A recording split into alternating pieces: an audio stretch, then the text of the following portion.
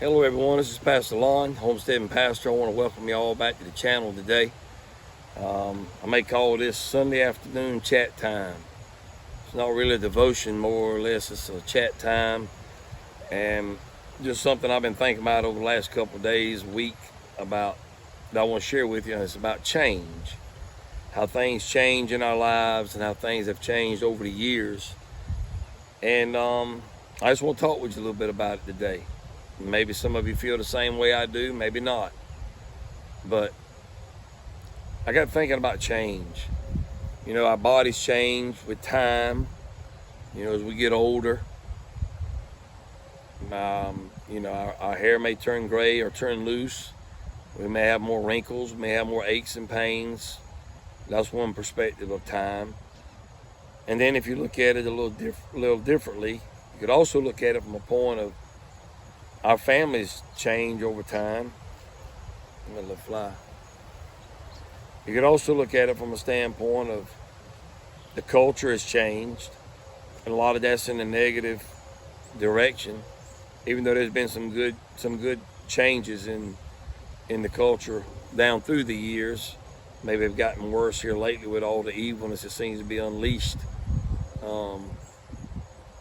from the pits of hell here lately. But the culture has changed in a negative way. But you know, there's a lot of technology, like we can sit here and talk on this cell phone and on videos for people all around the world. So that technology in the culture today is can be a good tool or can be a bad tool. It's however you choose to use it. So yeah, our physical appearance and our physical body changes. The culture changes, some of it positive, some of it negative. I think about a landscape, like where we used to deer hunt in a lot of places when I was growing up.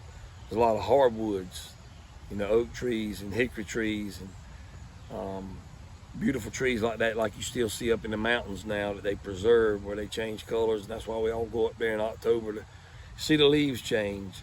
But around here, the landscape's changed. Now it may be just a cut down, where briars have grown up in a place where the trees used to stand. Or down in South Carolina, we are well known for pine trees. About everything, everywhere they cut a hardwood, they usually plant pine trees back. So we got pine trees galore around here. But the landscape's changed. It don't look the same. I go by different places of business. My daddy's daddy used to run a convenience store, a country convenience store in a little town we were raised in. And now you go by there and there were several stores, a post office and a depot, a train station. Well, all that's changed now. Most of that's gone or all run down over the years. They sold my granddaddy's store after he passed away, and it passed from one hand to the next, and now it's just a desolate place, as well as many other things in that small town as I drive through there now and just reminisce. So as you think about change, if you're not careful, change can get you depressed. It can bring you down. I like to reminisce on the past. I like to think about how things used to be.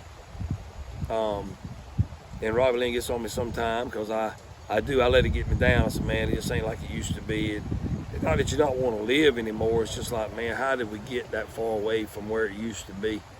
But it's there, and we got to deal with it. But another part of change that I want to talk about is in our families. You know, I've noticed that we were just talking about this earlier this week, Robbie and I. Back when my grandparents were living, my mama's mom and daddy and my daddy's mom and daddy, everybody got together.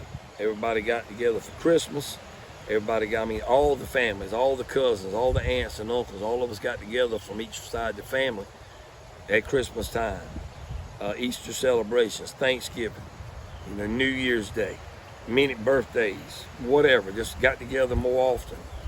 And now as I stop and think and look around, it's most of our immediate family. You don't have all those cousins and aunts and uncles getting together like you used to. A lot's got to do it because you're not as close-knit as, me and my family are, our immediate family, most of Robbie Lynn's family are, with them brothers and sisters and nieces and nephews. As far as outside of that, you don't see a lot of that like you used to. And part of it's because that's the culture. Everybody's kind of going their separate ways. They got their own families. But another reason is a lot of those aunts and uncles and grandparents are gone. They're not here. And if you're not careful, that can drag you down. But I always keep trying to remind myself that, yeah, they may be gone, but while they were here, they had lost their family members, their parents, before I came along or after I came along, and they made those days, those times special for me. So it's my responsibility not to let the past drag me down, to keep the past alive by sharing it with my kids, with my nieces and nephews, my brother-in-laws and sister-in-law, my brother and my sister, to keep that kind of culture in our family alive. And don't get me wrong, you know, even though it's family, all family won't let you get close to them. I understand that. But I'm talking about for the ones that will. So we need to become that change, or we're becoming that change. I thought about now, I'm emerging, and the folks my age, I'm 56 years old, the people that's my age in my family, in my community, we're emerging as those elders that we used to look up to. So what are we going to do with what the time God's given? We're born for such a time as this. We're born when God said we need to be born. Even though I always wish I'd have been born earlier in life, where I could have enjoyed the good old days, as you call it. Another thing Rob Lee and I were talking about, the good old days are gone as far as what we consider the good old days. Our children and hopefully grandchildren one day, and nieces and nephews, will never experience what we experienced. I was born in 1967, raised up through the 70s and the 80s, and to me, that was some of the best times of my life. But things have changed since then. So I got to embrace that change, the positive change, or even if some of it's negative, try to turn it into a positive. So I just wanted to talk with you just a little bit today and see if any of you leave your comments below. Any of you feel the way I do? Have you seen that landscape change in your family, just like the landscape of maybe trees being cut down, and now there's either a cut down there or pine trees, or even a subdivision now where there used to be cornfields and soybeans and stuff like that. It's just those things have changed, but so has our family structure. Far as the patriarchs of the family, a lot of them have gone on. A lot of them have gone on. I was sitting right there the other day just thinking about the people in my life alone. Family, friends, co-workers, people I've had acquaintance with over the years, they're not here anymore. And one side of that, man, drags you down. The other side is, hey, God still got me here and got you here for a reason. So we don't need to let the changes of this world drag us down. We need to embrace them and make the best of them for our kids, for ourselves, for our kids, for our grandkids, and for other people we come in contact with. Change can be a good thing. And even though it may drag you down, even though we miss those people dearly that have gone on before us, we've got to make good on the time we got left and leave an impact to the ones behind us, like the ones that went before us left to us. So that's what I wanted to talk on here a little bit about today. Things are going to continue to change. Going to continue the landscape of your family is going to continue to change over the years, and I just want to encourage you to embrace change. Like I said, there have been some good changes in my life, been some negative changes in my life, but nevertheless, I got to make good on all of them. When you're so cliche saying, everybody knows it, but when you get dealt lemons, you just got to make lemonade out of it. You may get dealt sour things in life, but make lemonade out of it. Make it sweet for yourself and your family. I mean, I could dwell on the fact that Brad and Michaela's had the issues they've had with special needs and kidney transplants and surgeries, and what Michaela's going through now. We don't know how it's going to end up with her, but I do know that God's in control of everything, and we're gonna take life one day at a time. We're gonna play the cards we've been dealt, and hopefully be an inspiration to somebody by the way we handle. It's not always the situation at hand. It's how we handle the situation. It's how we handle the change.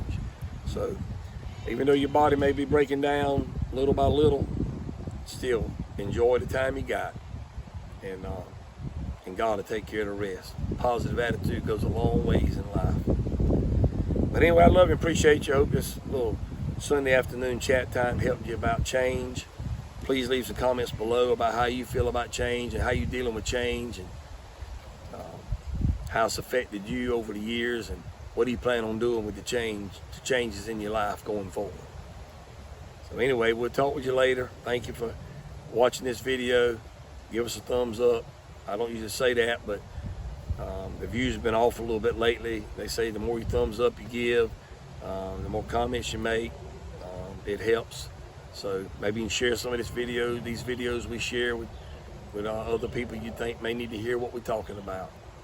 But until next time, remember, Jesus Christ loves you, and Jesus Christ is the answer for any and everything we're dealing with in life. Hope you have a wonderful rest of the day. I love you all. Bye-bye.